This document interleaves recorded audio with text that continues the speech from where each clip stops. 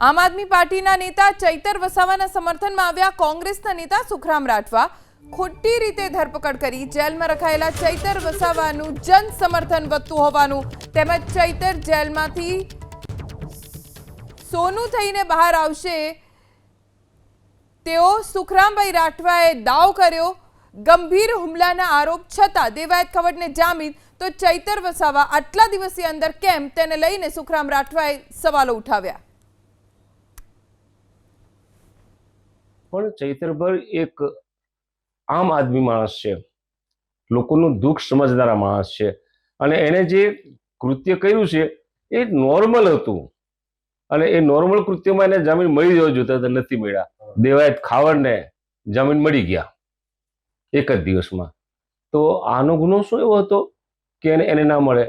ભાજપના પેટમાં તેલ રેડાય છે।